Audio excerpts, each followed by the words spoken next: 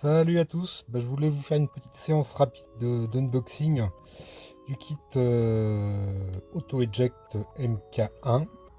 Alors cette partie-là, c'est une partie que j'ai imprimée, bien entendu, puisque le kit est livré sans pièces imprimées. Donc on va passer au contenu du carton. Hop, on va zoomer en arrière, ça zoome pas assez en arrière, mais ce n'est pas grave, on va essayer de faire comme on peut. Alors, tout d'abord, on va trouver deux cartons avec des profilés, on reviendra dessus tout à l'heure. Des profilés et des tiges. Alors, hop, on va trouver aussi une liste du contenu du kit en fait. Voilà, comme vous pouvez le voir, il y a de quoi faire. Hein. Hop, donc on va continuer, on va essayer de faire ça assez rapidement. Donc déjà, des moteurs LDO, on a 3 moteurs LDO, alors j'ai un peu de mal à lire, 42 STH40. Donc on a trois moteurs, des moteurs de qualité, hein, la marque LDO, on n'a plus besoin d'en parler. C'est un constructeur chinois, certes, parce que souvent les gens disent ouais c'est chinois, mais LDO fait des choses de très haute qualité. D'ailleurs, quand on dit c'est chinois, on n'est pas toujours très gentil parce que les Chinois savent faire des choses de très très bonne qualité. Alors là, j'ai un adaptateur secteur 60 watts. Bon, à part que ce n'est pas les bonnes prises, donc c'est peut-être un 115 volts. Il faudra que je vois ça parce que, à moins qu'il soit compatible 220 aussi, et que je trouve un adaptateur pour mettre sur les prises européennes. Mais bon, du coup, celui-là, on va le mettre de côté. Hein. Le petit Ducky, le petit Pouic. Le petit Pouic qui veut dire quoi? Qui veut dire qu'on a du BTT là-dedans. Alors, on continue. Hop, le sachet. Qu'est-ce qu'on va trouver dans ce sachet ici? On va trouver des câbles, déjà. Des câbles et des courroies. Tiens, le sachet il s'est déchiré par contre. Des câbles, des courroies, des capteurs de fin de course. Alors le colis a été ouvert par la douane de toute façon. Voilà.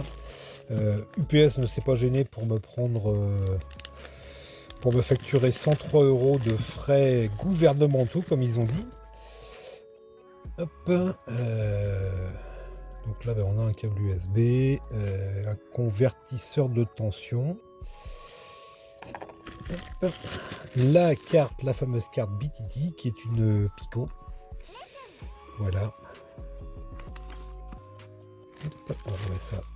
Je remettrai ça dans les sachets tout à l'heure. On continue le déballage. Un morceau de profilé.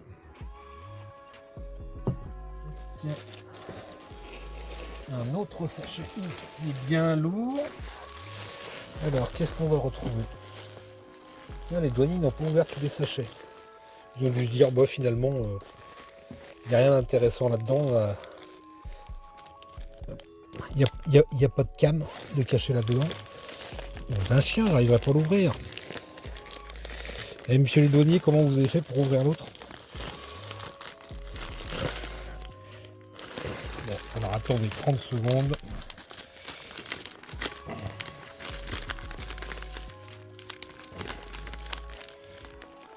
Ah, ça colle dur. Hein.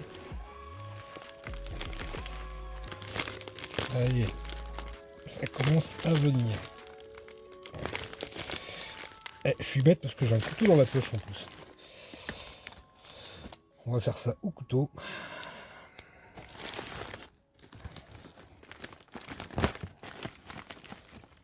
Ce sera nettement plus facile.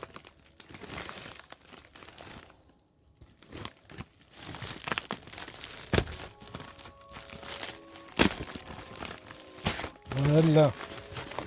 Alors, on retrouve quoi là-dedans? On retrouve la chaîne. Enfin, la chaîne de câblage. Hein. Voilà. Et puis, Voilà pourquoi c'est lourd. C'est tous les kits de visserie en fait.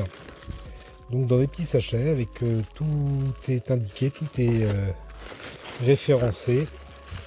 Des petites vis, des grosses vis, du M5, du M3.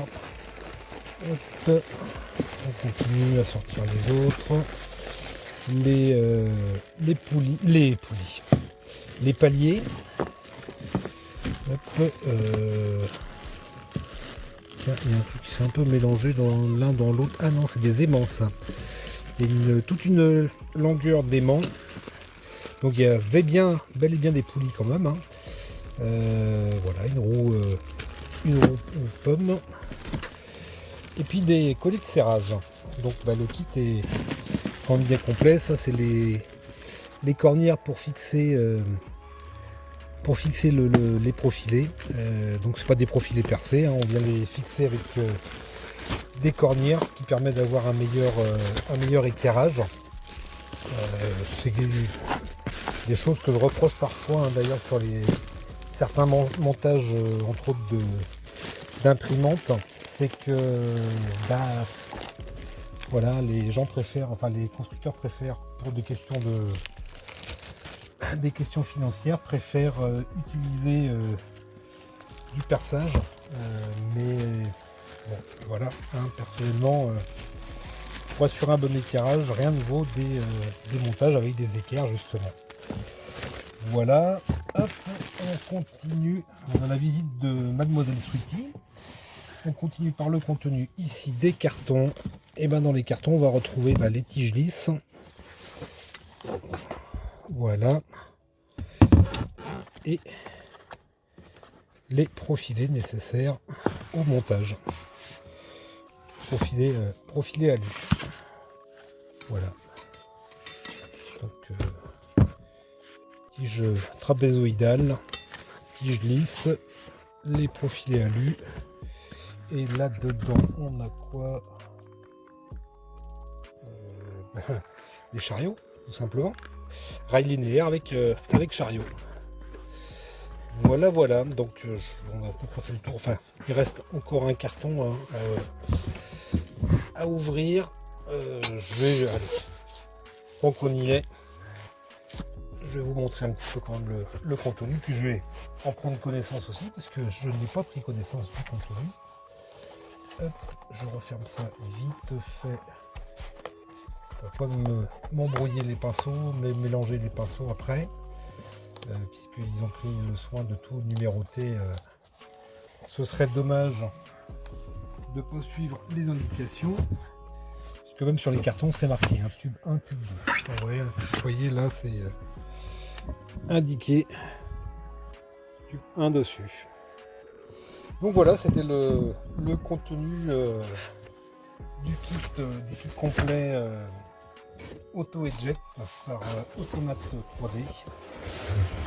Et puis maintenant il ne me reste plus qu'à imprimer le restant des pièces, parce que pour l'instant, comme vous avez pu le voir, j'ai juste imprimé cette partie là qui m'a posé d'ailleurs des soucis. La Prusa XL, j'imprime ça sur la Prusa XL pour une question de taille de plateau.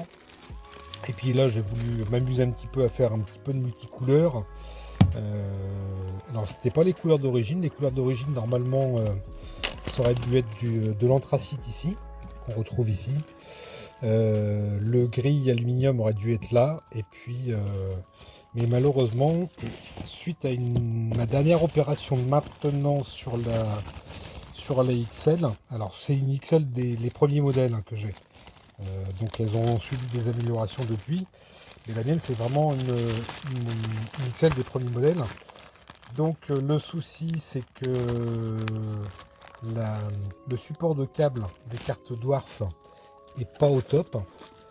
Ce qui fait que lorsqu'on serre trop en fait les vis, on vient bloquer, on vient créer un dysfonctionnement qui se traduit par un message nous indiquant que le moteur de l'extrudeur n'arrive plus à tourner. Donc c'est ce qui s'est passé. Et puis quand ça arrive, hein, de toute façon, la machine elle s'arrête purement et simplement. Voilà, donc la première impression s'est arrêtée. Alors pas à la fin, hein, mais j'étais rendu à cette partie, je dirais ouais à peu près ici quoi. Donc j'avais fait quand même plus de la moitié de l'impression quand la machine s'est arrêtée. Donc il a fallu que je relance et puis ayant peur de ne pas avoir assez de... je ne trouve plus mes mots de filament anthracite. Alors j'en ai retrouvé une bobine après parce que j'imprime ça en... J'ai fait le choix d'imprimer ça en NASA. Voilà, parce que je voulais... par rapport au coloris déjà, et puis je voulais aussi tester le filament ASA de chez Filform sur une grosse impression. Donc c'est pour ça que j'ai choisi le filament ASA. Et le premier bug ça a été ça. Et puis donc j'ai fini cette pièce là. Au deuxième essai, du coup d'impression. J'ai relancé les supports qui viennent sur les profils là où on vient déposer les plaques en fait. Je voulais en faire 6 d'un coup sur la XL puisque j'avais la possibilité de le faire. Et au bout d'un moment, j'étais pas à côté de la machine. Je me dis tiens, c'est bizarre, j'entends plus la machine tourner. Il y a un truc étrange. Je vais voir la machine. Alors, je n'ai pas fait gaffe, j'avais une notification sur mon smartphone. Je vais voir la machine et là, je vois la tête qui reposait sur le plateau, sur le flanc. Elle était posée sur le flanc.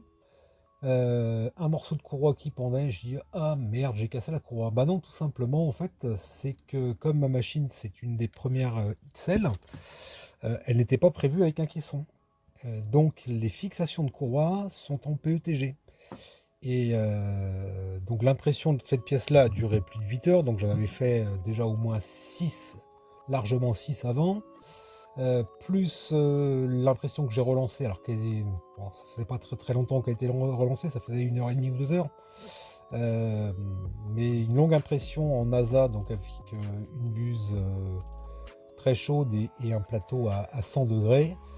Les pièces en PETG qui étaient un petit peu au-dessus, qui maintenaient les courroies, surtout qu'avec le déplacement de la machine, les courroies ont tendance malgré tout à chauffer et tout.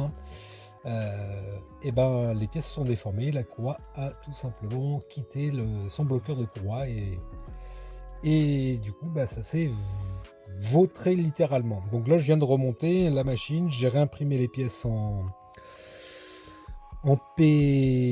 PAHTCF parce que j'avais du PAHTCF à tester, donc je me suis dit que c'était la bonne occasion. Je les ai remontés, je viens de finir le réglage là.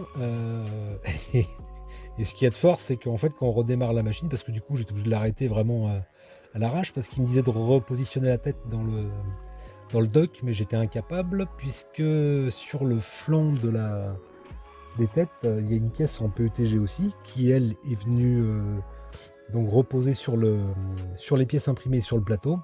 Et le PETG à 100 degrés, il n'a pas trop aimé, donc il s'est ramolli et il a collé, il était collé littéralement sur les pièces imprimées, sur le plateau. Donc il a fallu que j'arrête l'imprimante à l'arrache.